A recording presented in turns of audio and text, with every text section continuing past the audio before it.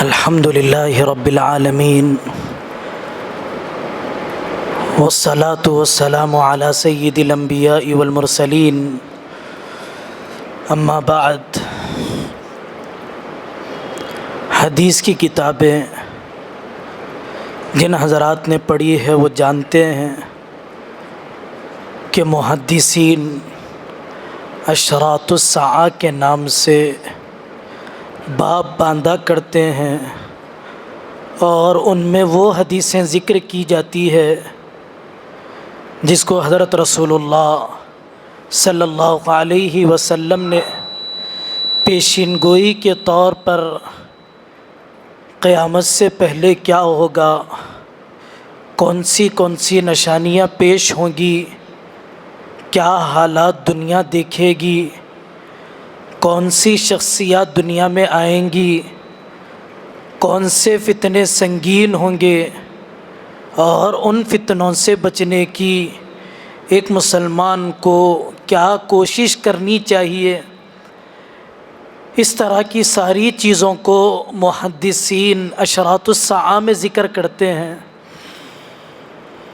آپ نے poster pamphlet دیکھا ہوگا، اس میں ایک عنوان تھا عقیدے درست کیجیے۔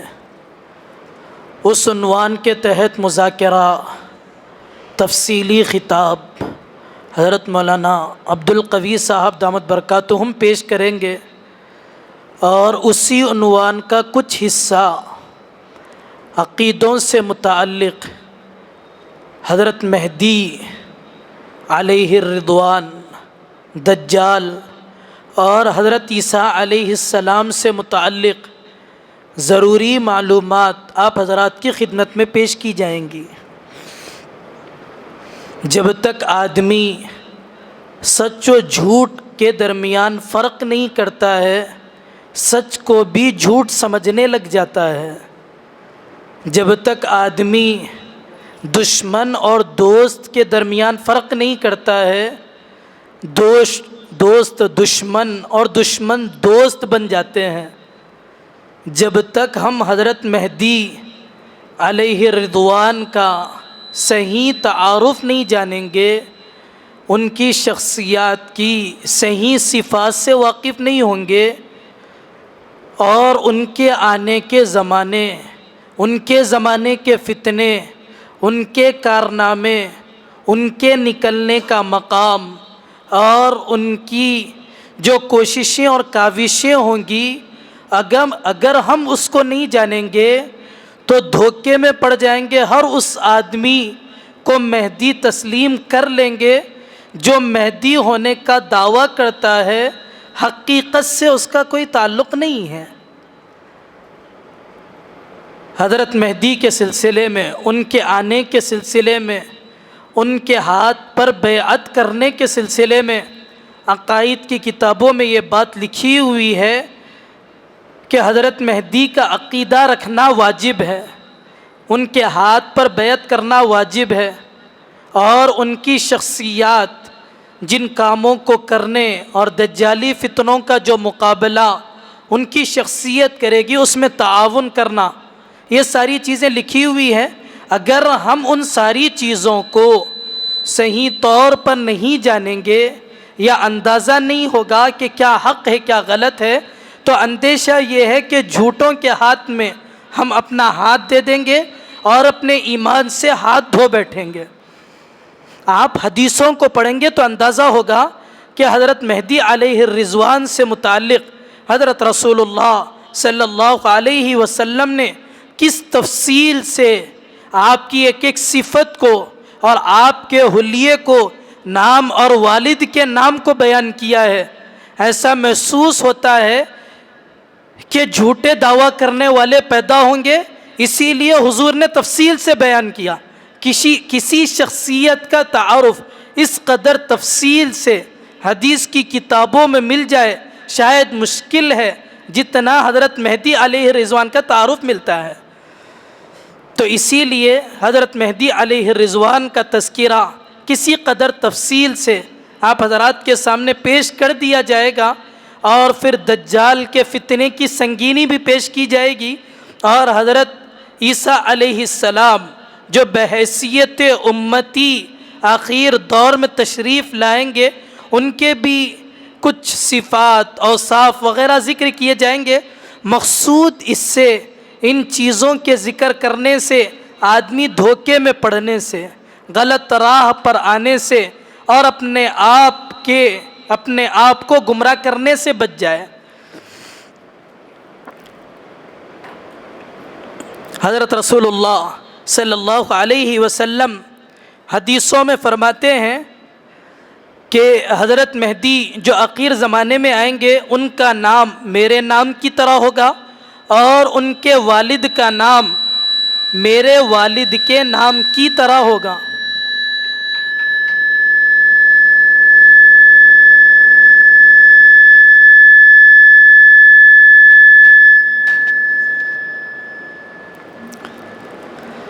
تو سب سے پہلی حدیث جو میں آپ حضرات کے سامنے ذکر کر رہا ہوں، حضرت مہدی کے شناخت کے سلسلے میں، تعارف کے سلسلے میں، آقا صلی اللہ علیہ وسلم فرماتے ہیں کہ حضرت مہدی کا نام میرے نام کی طرح ہوگا اور ان کے والد کا نام میرے والد کے نام کی طرح ہوگا۔ یواتسمہ اسمی واسم ابیہ اسم ابی۔ اور ایک حدیث میں حضور فرماتے ہیں وہ اہل بیت اور حضرت فاطمہ رضی اللہ عنہا کے خاندان سے ہوں گے۔ المہدی من عطرتی من ولد فاطمہ، ولادت مدینے میں ہوگی۔ المہدی مولدہ مدینہ، روشن پیشانی، بلند ناک والے ہوں گے۔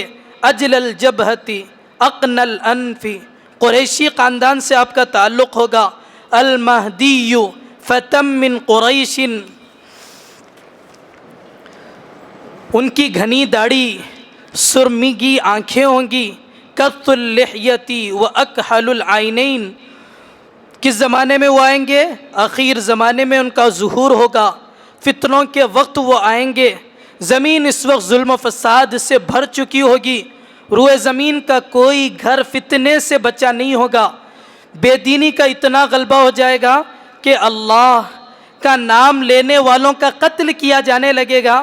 حدیث میں حضور فرماتے ہیں ذاک یخرج فی آخر الزمان اذا قال الرجل اللہ اللہ قتل، جب وہ ظاہر ہوں گے تو اہل شام کے ابدال، اہل عراق کی جماعتیں ان کے پاس آئیں گی، ان سے بیعت کریں گی اور حجر اسود مقام ابراہیم کے درمیان بیعت کی جائے گی۔ حدیث کے الفاظ ہے فَإِذَا رَأَى النَّاسِ ذَلِكَ أَتَاهُ أَبْدَالُ الشَّامِ وَعَصَائِبُ أَهْلِ الْعِرَاقِ فَيُبَايِعُونَهُ بَيْنَ الرُّكْنِ وَالْمَقَامِ۔ کتنے سال وہ حکومت کریں گے؟ حدیثوں میں ہے 7 سال تک ان کی حکومت رہے گی۔ یملک 7 سنین،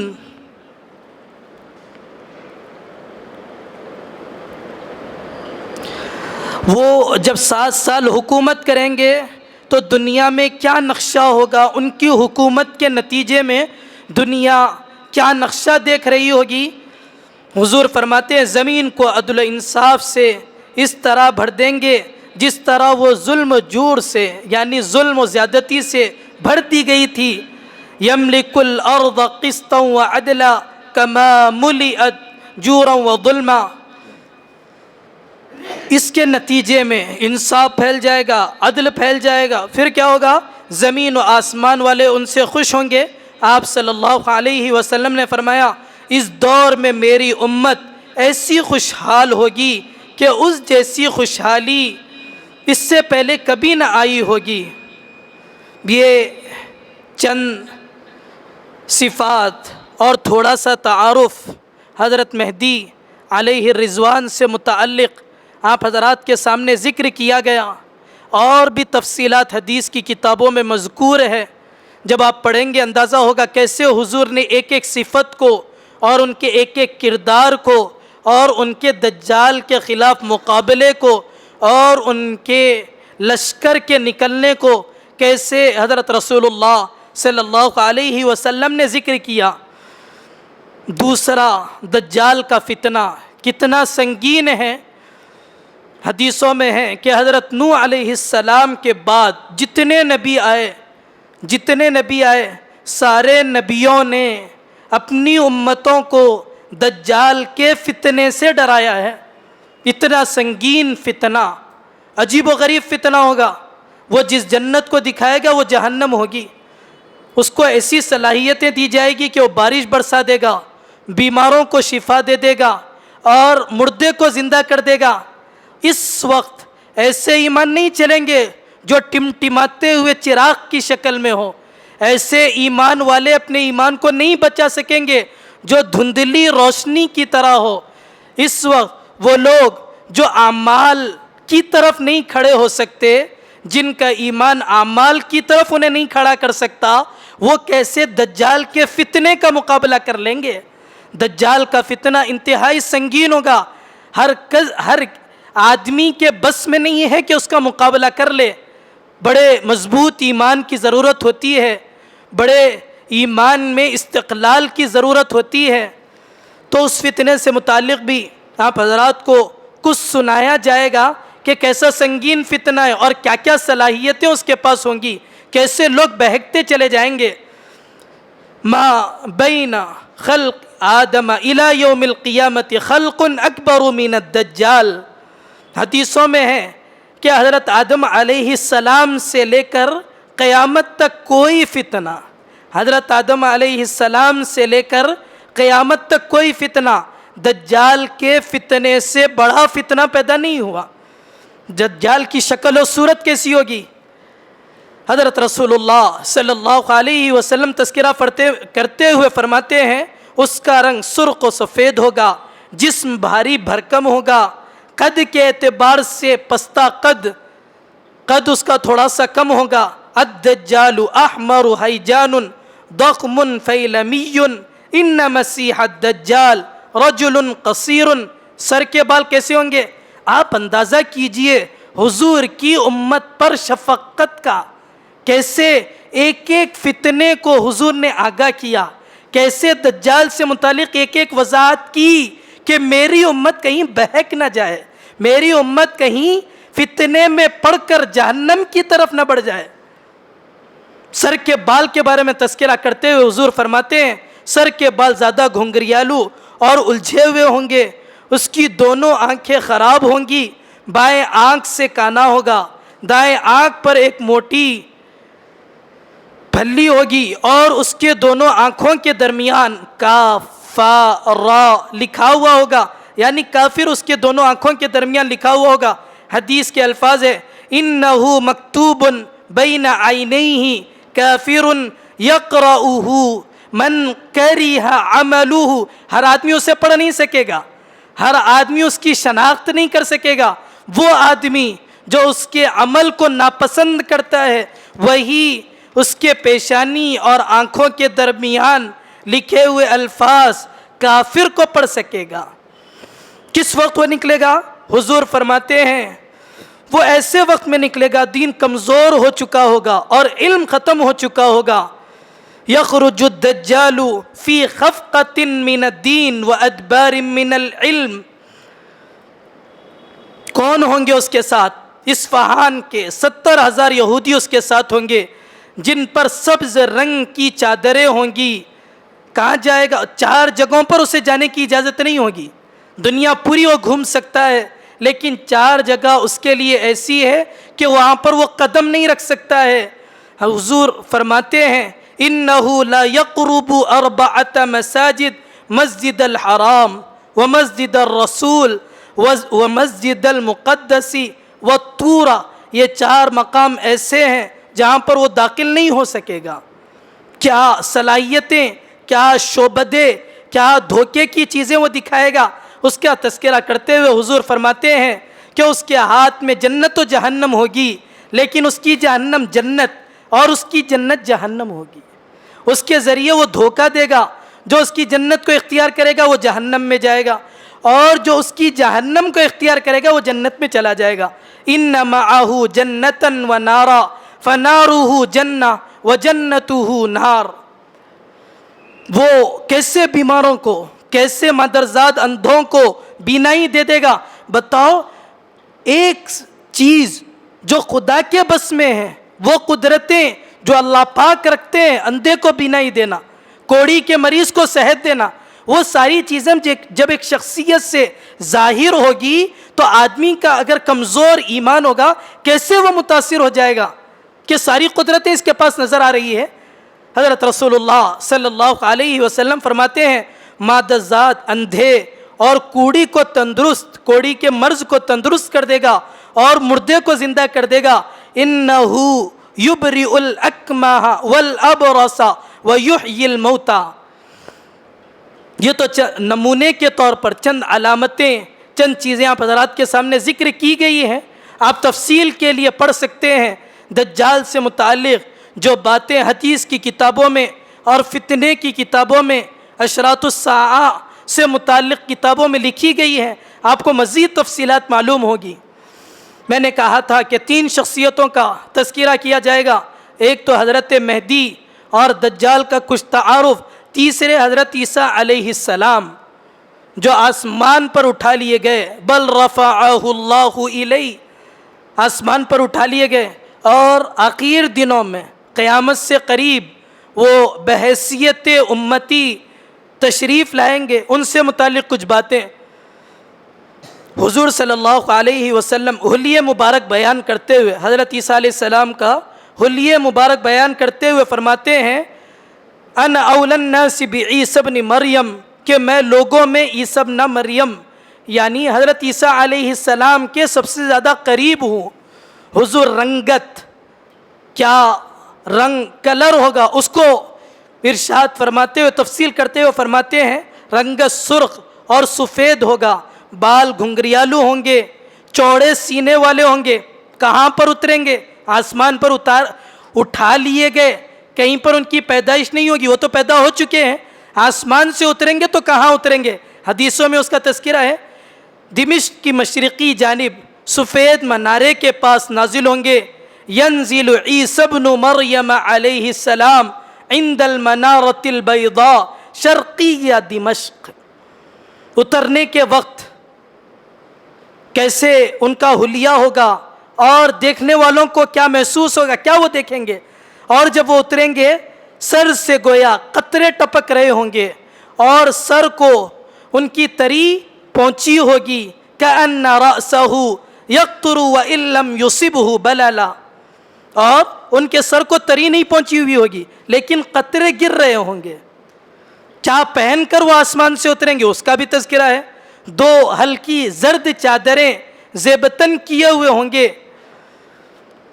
آنے کے بعد، اترنے کے بعد کیا عمل کریں گے، کیا کردار ان کا ہوگا؟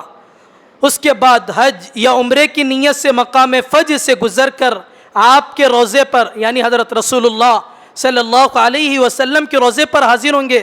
حضور صلی اللہ علیہ وسلم کو سلام پیش کریں گے، حضور آپ کے سلام کا جواب دیں گے۔ یہ تفصیلات۔ پھر اخیر میں کیا کریں گے؟ غرض یہ کہ اخیر میں حضرت عیسیٰ علیہ السلام دجال کا پیچھا کریں گے اور باب لد پر اس کو پکڑیں گے اور قتل کر دیں گے۔ یقتل ابن مریم الدجال بباب لد۔ جب دجال حضرت عیسیٰ علیہ السلام کو دیکھے گا تو اس کی کیفیت کیا ہوگی، وہ کیسے محسوس کرے گا؟ حدیثوں میں تذکرہ ہے کہ جب وہ حضرت عیسیٰ علیہ السلام کو دیکھے گا تو پگھلنا شروع ہوگا، جیسے کہ سیسا آگ میں پگھل جاتا ہے۔ فَإِذَا رَآهُ ذَابَ كَمَا يَذُوبُ الرَّصَاص۔ کس حیثیت سے وہ دنیا میں تشریف لائیں گے؟ تذکرہ ہے حدیثوں میں، جب وہ آئیں گے تو بحیثیت خلیفہ اور نائب تشریف لائیں گے۔ الا انہ خلیفتی فی امتی بعدی، حضرت رسول اللہ صلی اللہ علیہ وسلم کے الفاظ ہے۔ آنے کے بعد کیا کریں گے؟ لوگوں کی امامت کریں گے۔ فَيَأُمَّ النَّاسِ، حضرت عیسیٰ علیہ السلام جو مذہب لے کر آئے تھے اور ان کے آسمان پر اٹھا لیے جانے کے بعد عیسائیوں نے صلیب کی شکل بنا لی، انہیں سولی دے دی گئی تھی، اور اسی انداز میں انہوں نے جس انداز میں سولی دی تھی اس کو صلیب کی شکل اختیار کر لی اور اسی کو مانتے ہیں۔